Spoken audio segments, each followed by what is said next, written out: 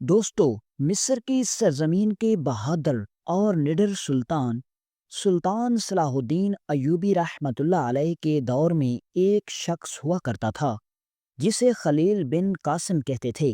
وہ بنی شجر قبیلے سے تعلق رکھتے تھے اور سخاوت، شرافت اور ہمدردی میں مشہور تھے۔ ان کی دولت بے شمار تھی۔ اس کے استبل میں ہزاروں کی تعداد میں گھوڑے، سینکڑوں کی تعداد میں اونٹ، بھیڑ بکریوں کے بڑے بڑے ریوڑ، گوداموں میں اناج بھرا ہوا رہتا، اور وہ ہمیشہ غریب اور نادار لوگوں کی مدد کیا کرتے تھے۔ ان کے بارے میں مشہور تھا کہ وہ بھرے ہوئے گوداموں کے دروازے پر کھڑے ہو کر غریب لوگوں کو دینا شروع کرتا تو اس وقت اپنے ہاتھ کو روکتا جب بڑے بڑے وسیع گودام بھرے ہوئے خالی ہو جاتے۔ کئی مرتبہ ایسا بھی ہو جاتا کہ اس کے پاس خود کھانے کے لیے کچھ نہ بچتا، لیکن اس نے اس بات کی کبھی کوئی پرواہ نہ کی۔ لیکن حالات بدلے اور غربت اور تنگ دستی نے انہیں آن گھیرا۔ جب ان پر غربت کا دور آیا تو وہ اپنے ہی لوگوں کی بے رخی کا شکار ہو گئے۔ جن لوگوں کی وہ ہمیشہ مدد کرتے تھے، وہی لوگ اب انہیں تنہا چھوڑ گئے۔ خلیل کو یہ بات بہت دکھ دیتی تھی کہ جنہیں وہ اپنا سمجھتے تھے، وہ مشکل وقت میں انہیں تنہا اور بے یار و مددگار چھوڑ گئے۔ خلیل کی بیوی اور بچے غربت کی وجہ سے بہت پریشان تھے۔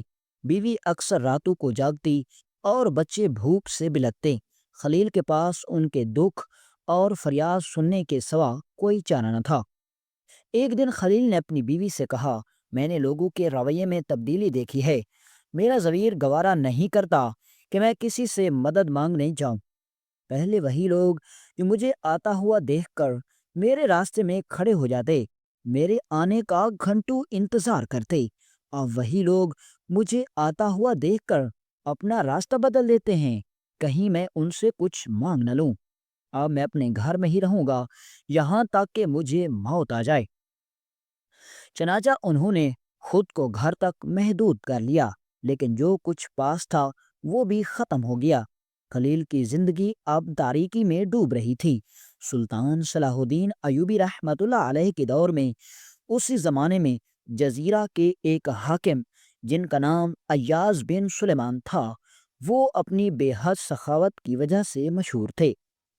وہ گزرنے کے ساتھ ساتھ انہوں نے اپنی سخاوت کی وجہ سے پورے مصر کے اندر شہرت حاصل کر لی تھی۔ بڑے بڑے مجبور اور لاچار لوگ ایاز بن سلیمان کے پاس مدد لینے کے لیے آتے تھے۔ ایک دن وہ اپنے دربار میں بیٹھے تھے جہاں مقامی لوگوں کا ایک مجمع تھا۔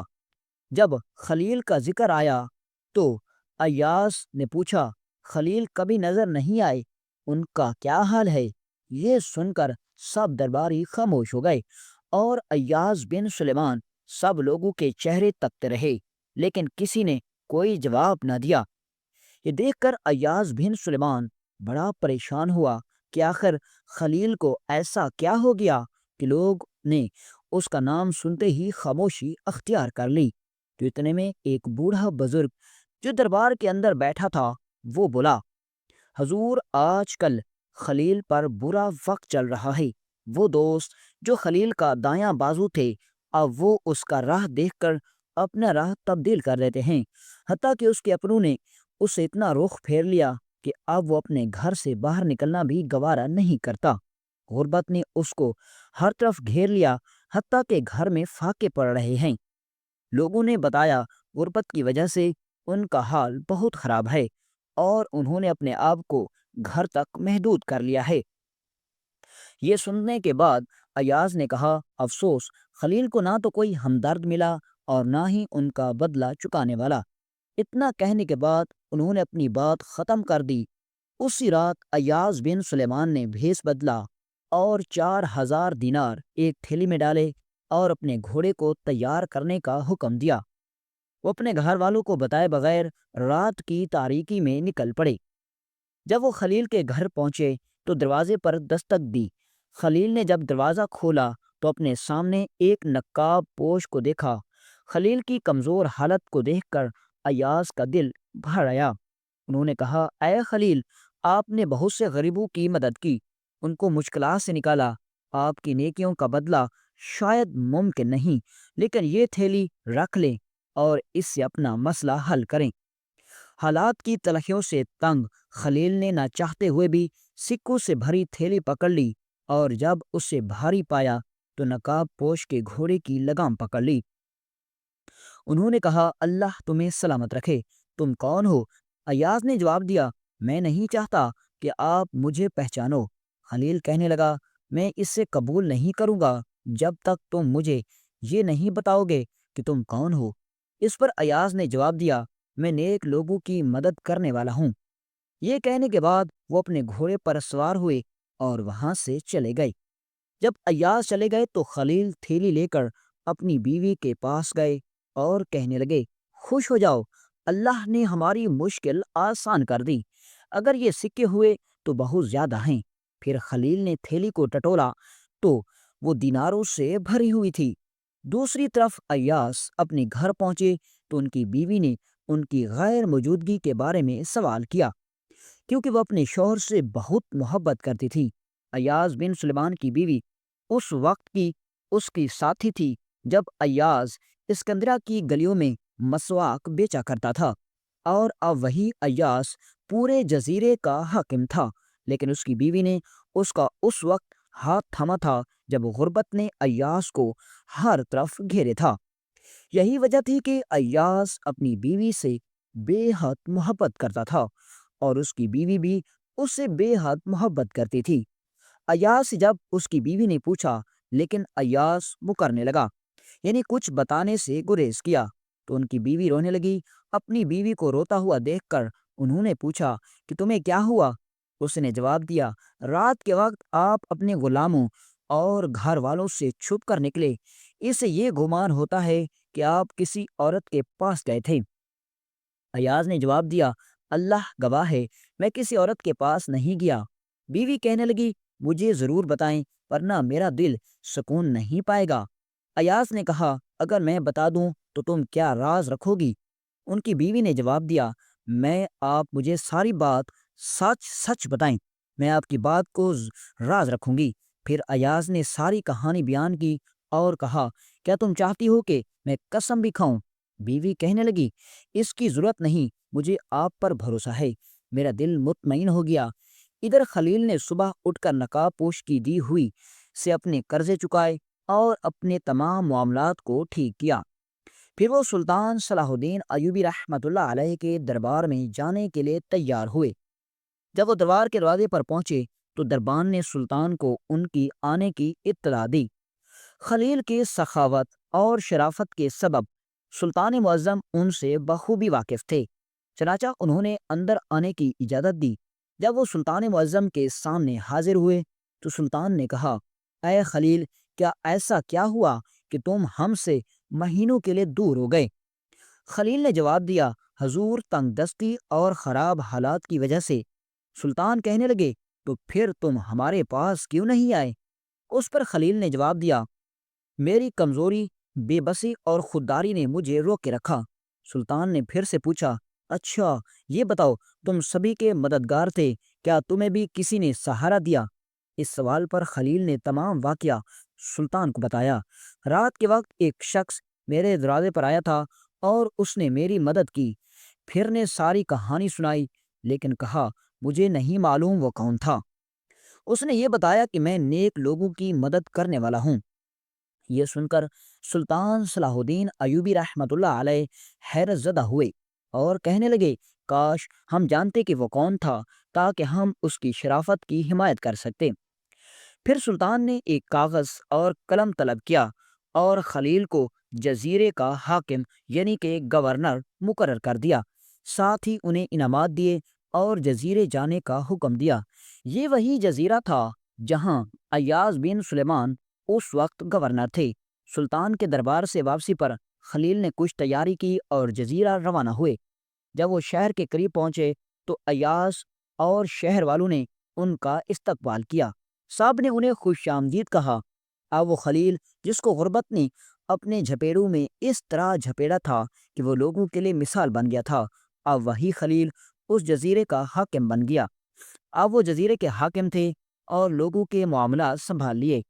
ایک دن جب وہ ایاز کا حساب کتاب کر رہے تھے تو ان پر ایک بڑی رقم باقی نکلی۔ خلیل نے فوراً ان کو طلب کیا اور رقم کا مطالبہ کیا، لیکن انہوں نے کہا یہ سراسر الزام ہے، میرے پاس کچھ بھی نہیں۔ لیکن آپ نے سابق گورنر ایاز کو قید کرنے اور تفتیش کرنے کا حکم دیا۔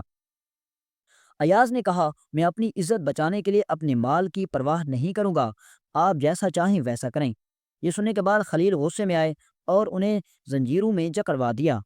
انہیں 1 مہینے تک قید میں رکھا، یہاں تک کہ وہ بیمار ہو گئے۔ وہ قید میں پریشان تھے، انہیں اپنی عزت کی فکر تھی نہ کہ مال کی، چنانچہ انہوں نے صبر کیا۔ وہ اکثر یہ بھی سوچتے تھے کہ کیا کبھی خلیل ان کو پہچان پائے گا۔ جب ایاز کی بیوی تک یہ خبر پہنچی تو وہ بہت پریشان ہو گئی۔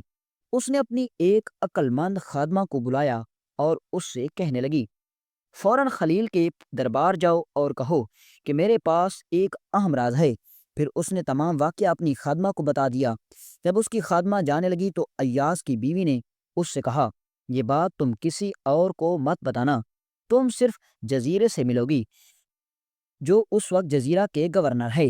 جب خادمہ کے پاس پہنچی تو اس نے کہا مجھے خلوت میں ملنے کی اجازت دیں۔ خلیل حاکم نے اس سے اجازت دی تو وہ کہنے لگی غریبوں کی مدد کرنے والے کے ساتھ آپ نے یہ کیسا سلوک کیا کہ اسے ایک قید میں ڈال دیا اور زنجیروں میں جکڑ دیا۔ یہ سن کر خلیل کے پیروں تلے جیسے زمین نکل گئی اور شرمندگی سے کہنے لگا کیا غریبوں کی مدد کرنے والا در حقیقت ایاز تھے؟ خادمہ نے جواب دیا ہاں وہی تھے جنہوں نے آپ کی بھی مدد کی تھی۔ یہ سننے کے بعد خلیل نے فوراً اپنی سواری تیار کرنے کا حکم دیا اور لوگوں کو جمع کر کے قید خانے کی طرف روانہ ہوئے۔ وہاں پہنچ کر انہوں نے قید خانہ کھلوایا اور اندر داخل ہوئے۔ انہوں نے دیکھا کہ ایاز قید کی سختیوں سے کمزور ہو چکے ہیں۔ جب ایاز نے خلیل کے ساتھ اتنے لوگوں کو دیکھا تو شرم کے مارے سر جھکا لیا۔ انہیں ایسا لگا کہ خلیل انہیں ذلیل کرنے آئے ہیں، لیکن خلیل آگے بڑھے اور ایاز کے سر کو چومتے ہوئے کہا میں آپ سے کن الفاظ میں معافی مانگوں، میں بہت شرمندہ ہوں۔ ایاز نے جواب دیا اللہ ہمیں اور آپ کو معاف کریں، لیکن مجھے یہ بتائیں کہ ہوا کیا۔ خلیل نے فوراً ایاز کی زنجیریں کھولیں اور وہی زنجیریں خود کو پہنانے کا حکم دیا، لیکن ایاز نے انکار کرتے ہوئے کہا یہ آپ کیا کر رہی ہیں، آپ ایسا کیوں چاہتے ہیں؟ خلیل نے جواب دیا میں نے آپ کو پہچاننے میں غلطی کی، میں آپ کا مجرم ہوں، میں چاہتا ہوں کہ مجھے بھی وہی تکلیف پہنچے جو آپ کو پہنچی۔ لیکن ایاز نے قسم کھائی کہ وہ ایسا ہرگز ہونے نہیں دے گا۔ پھر وہ سب واپس دربار پہنچی اور خلیل نے خود ایاز کی خدمت کی۔ باتوں کے دوران ایاز نے سلطان کے پاس جانے کی خواہش ظاہر کی۔ خلیل نے کہا ہم ساتھ جائیں گے۔ پھر دونوں سفر کرتے ہوئے سلطان صلاح الدین ایوبی رحمۃ اللہ علیہ کے دربار میں پہنچے۔ سلطان کو خلیل کی غیر متوقع آمد کی خبر ملی تو وہ حیران ہوئے اور کہا جزیرہ کا والی بغیر اجازت ہمارے پاس آیا ہے، یہ ضرور کسی اہم معاملے کی وجہ سے ہے۔ جب خلیل حاکم دربار میں داخل ہوئے تو سلطان نے سوال کیا خلیل خیریت تو ہے، کیا خبر لائے ہو؟ خلیل نے جواب دیا اے میرے سلطان، میں آپ کے پاس ایک خبر لایا ہوں جس کو سن کر آپ یقیناً خوش ہوں گے۔ میں اس رات مدد کرنے والے کے بارے میں جان چکا ہوں اور آپ کی خوشی کے لیے انہیں بھی ساتھ لایا ہوں۔ سلطان نے حیرت سے پوچھا جلدی بتاؤ وہ کون ہے؟ خلیل نے جواب دیا ایاز بن سلیمان، لیکن ساتھ ہی خلیل نے ایاز کی قید اور تمام واقعات بھی سلطان کو بتا دیے۔ سلطان نے فوراً ایاز کو اندر بلایا اور ان کا پرتقاب استقبال کیا۔ سلطان صلاح الدین ایوبی رحمۃ اللہ علیہ کہنے لگے اے ایاز، آپ نے میرا سر فخر سے بلند کر دیا، مانگو کیا مانگتے ہو، اپنی تمام ضروریات ایک رکے میں لکھو۔ ایاز نے کہا اے میرے سلطان، آپ نے میری عزت افزائی کی، میرے لیے یہی کافی ہے۔ لیکن سلطان نے ایاز کو ہزاروں دینار تحفے اور دیگر اشیاء دی، پھر ان کو ایک جزیرہ کی حکمیت بھی دے دی اور کہا خلیل کا معاملہ میں تم پر چھوڑتا ہوں، چاہو تو اس عہدے پر رکھو یا پھر معزول کر دو۔ ایاز نے سلطان سے کہا اے میرے سلطان، میں چاہتا ہوں کہ خلیل کو اس کا عہدہ واپس دیا جائے۔